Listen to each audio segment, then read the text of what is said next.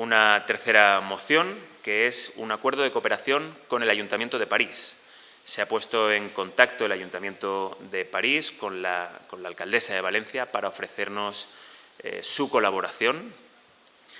La colaboración a través de un convenio por el cual se ofrece ayuda de 150.000 euros al Ayuntamiento de Valencia y, por tanto, se articula administrativamente esta donación al Ayuntamiento de Valencia, que se va a utilizar o se va a destinar a la reposición de instalaciones deportivas que se han visto afectadas y dañadas en la pedanía de La Torre. Concretamente, pues, equipamientos deportivos, reposición generalizada de pavimentos, equipamientos como pistas deportivas, calistenia y zonas infantiles.